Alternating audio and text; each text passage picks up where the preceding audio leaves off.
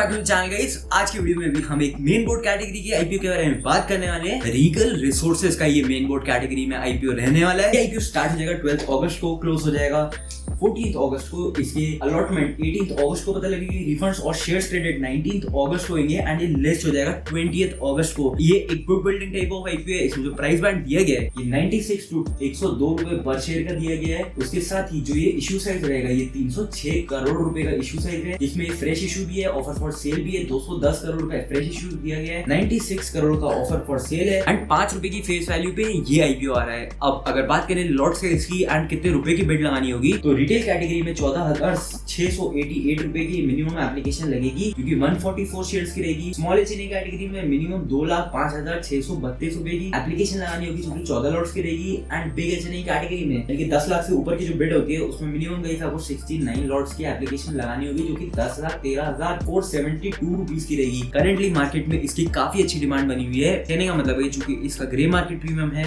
ये 22.55% पे, जिसके हिसाब से 3,312 रुपए का प्रॉफिट है एक लॉट के ऊपर। एंड अगर बात करें इसके लीड मैनेजर की, तो जो इस आईपीओ का लीड मैनेजर है ये 2 लीड मैनेजर है। पैंटामॉथ कैपिटल एडवाइजर्स प्राइवेट लिमिटेड, जिसका प्रीवियस भी आईपीओ आया था, उसके साथ ही सुमेधा फिस्कल सर्विसेज लिमिटेड, इसके 2 लीड मैनेजर है। जिसमें जो सुमेधा है ये इसका पहला आईपीओ है जो पैंटामॉथ कैपिटल है। इसके कई सारे इश्यूज आ रखे हैं, सारे ही काफी अच्छे प्रीमियम में लिस्ट हुए हैं। 2025 में इसके 2 इश्यूज आए हैं, एक काफी कम लिस्टिंग गेन में लिस्ट हुआ था बट मार्केट में उसकी परफॉर्मेंस काफी अच्छी रही है। तो दूसरा आईपीओ है वो काफी अच्छे गेन पे लिस्ट हुआ है, क्योंकि इनफैक्ट आज ही लिस्ट हुआ है एंड ऑलमोस्ट 65% के गेन पे लिस्ट हुआ है। तो यही है भाई सब लीड मैनेजर ट्रैक रिकॉर्ड, जो कि मैं बोलूंगा भाई काफी अच्छा चल रहा है 2025 के लिए। तो 2 लीड मैनेजर्स हैं, जिसके हिसाब से सब्सक्रिप्शन अच्छी खासी आ जाएगी। बाकी अगर करेंटली जो लाइव सब्सक्रिप्शन का फिगर है उसकी बात करें तो अभी 2 बज रहा है जब मैं वीडियो को रिकॉर्ड कर रहा हूं एंड क्यूआईपी में ऑलरेडी 2 टाइम से ज्यादा ओवर सब्सक्राइब हो गया है। एचएनआई कैटेगरी में 5 टाइम से ज्यादा ओवर सब्सक्राइब हो गया है एंड रिटेल इंडिविजुअल कैटेगरी में ये 3.5 टाइम से भी ज्यादा ओवर सब्सक्राइब हो चुका है। तो हाँ, मार्केट में इसकी जबरदस्त डिमांड बनी हुई है। तो अभी जो मैंने 2-3 चीजें बताई, grey market premium, lead manager and जो सब्सक्रिप्शन के फिगर्स हैं, उसके हिसाब से डेफिनेटली इसमें अप्लाई किया जा सकता है। बट यही सुन के अप्लाई नहीं कर देना, आपको इसके फाइनेंशियल्स में भी जाना है एंड उससे पहले आपको जानना पड़ेगा ये कंपनी है क्या, करती है। तो जो ये कंपनी है ना,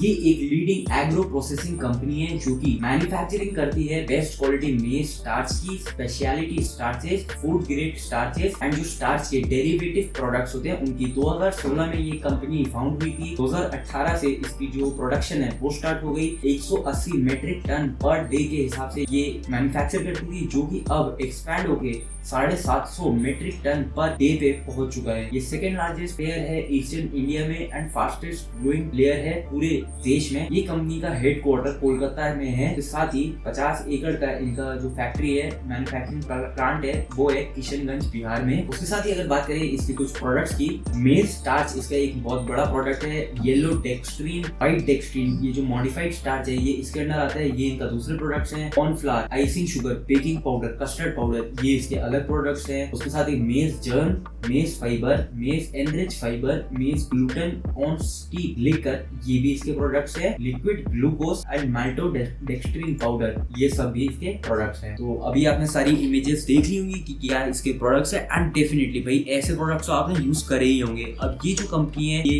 होलसेलर डिस्ट्रीब्यूटर्स को भी सप्लाई करती है। जो एंड मैन्युफैक्चरिंग होती है, मतलब बस जो लेबल लगा के ठप्पा पैक करके मैन्युफैक्चर करके डब्बा आपको जो बेचते हैं उन्हें भी सप्लाई करती है। उसके साथ ही जो इंटरमीडिएरी प्रोडक्ट मैन्युफैक्चर होती है उन्हें भी सप्लाई करती है। कहने का मतलब है जो कि भाई बिस्किट बनाता है कोई एंड उसमें इसके प्रोडक्ट्स की जरूरत है, तो वो इससे सामान लेगा एंड अपना मैन्युफैक्चर करके इंटरमीडिएट प्रोडक्ट हुआ ना, उसके बाद उसको बना करके जो फाइनल प्रोडक्ट होगा तब वो बेचेगा। तो ये इन लोगों को भी सप्लाई करते हैं। अब ये कंपनी एक्सपोर्ट भी करती है एंड नेपाल एंड बांग्लादेश में इस कंपनी का एक्सपोर्ट है। और 2025-31 में तक इस कंपनी के ऑलमोस्ट 491 एम्प्लॉयज हैं अलग अलग डिपार्टमेंट्स में। अब इस हिसाब से आपको समझ आ गया होगा ये कंपनी है क्या, करती क्या है एंड किस किस सेक्टर में है। बाकी अगर मैं इसका प्रोडक्ट वाइज रेवेन्यू बाइफर्केशन की बात करूँ ना, तो इनका almost 60% revenue native made starch से आता है। 0.5 रेवेन्यू, जो 0.5% रेवेन्यू है ये मॉडिफाइड स्टार्च से आता है, जो इनके को प्रोडक्ट्स है। क्योंकि मैंने आपको अलग अलग को प्रोडक्ट्स बताए थे ना, जैसे कि जर्म, ग्लूटेन फाइबर, मेज स्टीक लिकर, जो एनरिच फाइबर है, ये सब, ये इससे इसका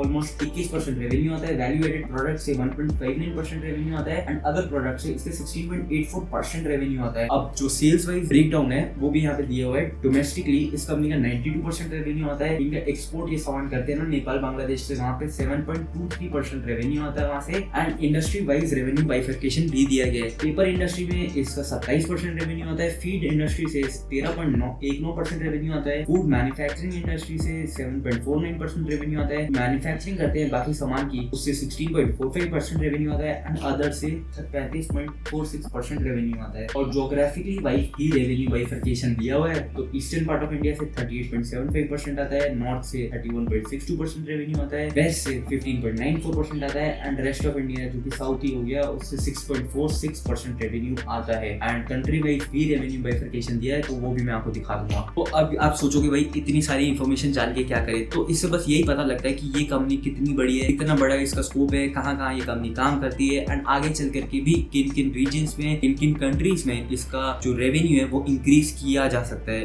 या फिर किन किन कंट्रीज में अगर प्रॉब्लम आई तो इस कंपनी की भी प्रॉब्लम बढ़ सकती है। तो इस वजह से ये सारी चीजें जानना इंपॉर्टेंट है। हालांकि आईपीओ के लिए इतना ज्यादा इंपॉर्टेंट तो नहीं है, बट यस आपको एक आइडिया आ जाएगा अगर आप इसमें इन्वेस्ट करके इसे होल्ड करके रखते हैं। तो आगे चल करके जब आप इस कंपनी के सेल्स या फिर इस कंपनी को ट्रैक करेंगे तो उस टाइम पे ये चीजें काफी हेल्पफुल होंगी। बाकी अब बात कर लेते हैं इसके फाइनेंशियल परफॉर्मेंस की, कि इसका रेवेन्यू क्या है, एसेट्स क्या है, ये सब। 2023 में इस कंपनी का जो रेवेन्यू था ये ऑलमोस्ट 488 करोड़ रुपीस पे था। 2024 में 601 करोड़ रुपीस पे पहुंचा। 2025 में भाई बढ़ के 917 करोड़ पे पहुंच गया, ऑलमोस्ट 50% का जंप है। उसके साथ ही जो प्रॉफिट आफ्टर टैक्स है ये भी इसी स्पीड से बढ़ रहा है। 16.76 करोड़ पे था 2023 में, 2024 में 22.14 करोड़ पे था, 2025 में 47.67%, तो थोड़ा गलत बोल दिया मैंने, 47.67 करोड़ पे था। एंड गलत ये बोल दिया कि इस स्पीड से नहीं, इसकी डबल स्पीड से इसका प्रॉफिट ग्रो करा है। 115% की स्पीड से भाई इसका प्रॉफिट ग्रो करा है इस कंपनी का। उसके साथ ही अगर बात करी जाए इसकी बोरिंग्स की, 2023 में 188.93 करोड़ पे थी, 2024 में बढ़ करके 357.21 करोड़ पे आ गई, 2025 में 507 करोड़ पे इसकी बोरिंग। एंड अगर बात करी जाए इसका जो डेट टू इक्विटी ये 2.08 है, तो ये कंपनी डेफिनेटली भाई डेट ले रही है। बाकी 1000 करोड़ रुपए की कंपनी है, तो डेफिनेटली छोटी साइज की कंपनी है। तो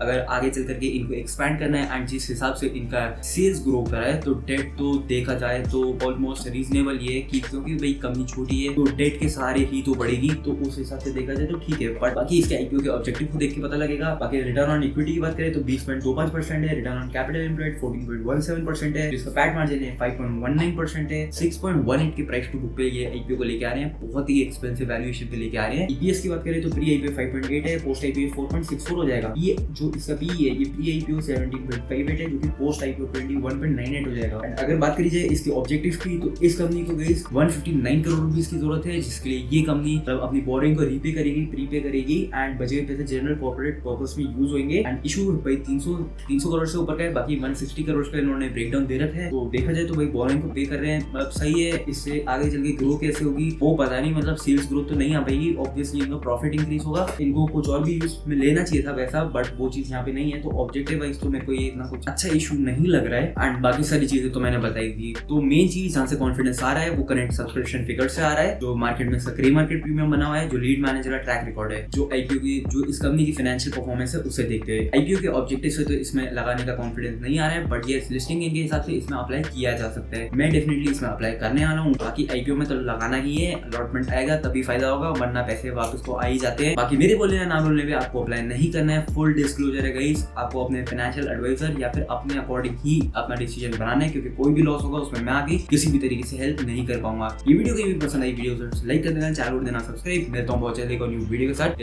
बाय गाइस।